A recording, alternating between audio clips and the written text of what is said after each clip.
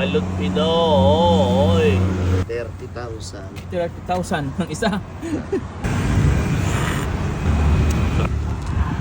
Malamig nga po dito mga ka-adventure sa Tagaytay at totoo nga na isa ito sa summer capital of the Philippines.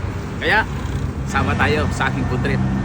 So ayun nga po mga ka-adventure, nandito tayo sa Tagaytay at meron tayong nakita na nagtitinda ng balot.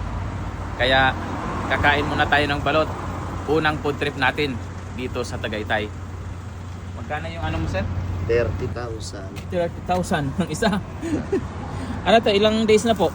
16 days lang na. 16 days. So, Pinoy pa to. Maliit sisi. Maliit ang sisiw. So, maliit ang sisiw. So, sige, try natin. So, dalawa po.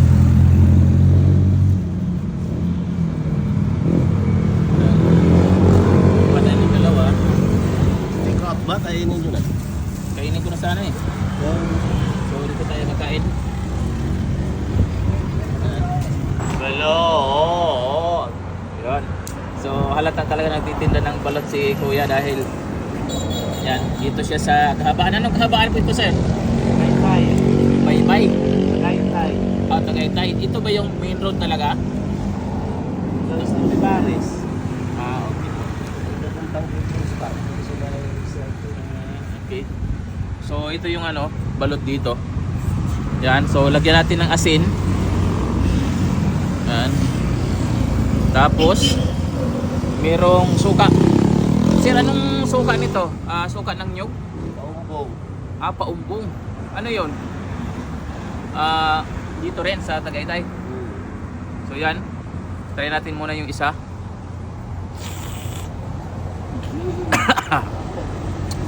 Pinoy balot. Manghang. Balot, chicharon. Sir, kung yung balot, pwede ba sabayan ng chicharon? Sige. Yan o. Kamayin ko na pero naghugas naman ako.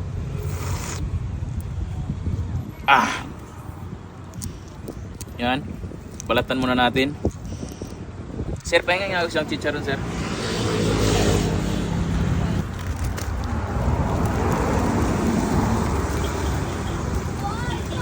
Matagal na kayo nagtitinda dito, kuya?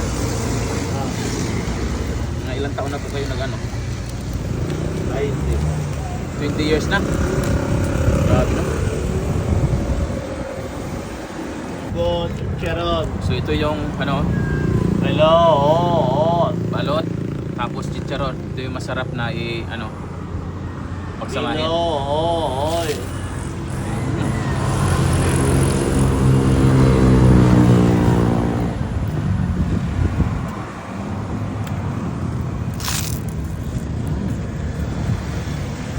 Balot.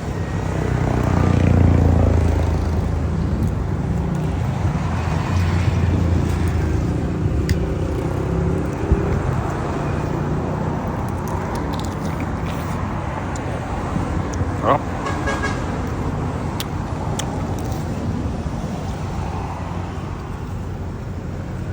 Ito pa isa.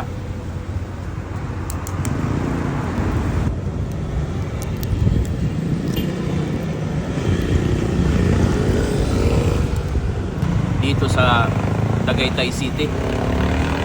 Yan. Meron tayong balot dito.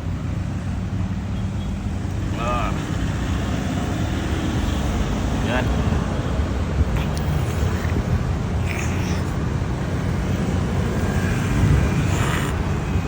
Sarap.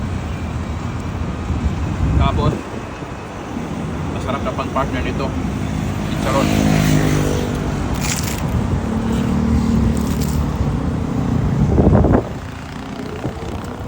Napakasarap. Lagyan natin ng asin.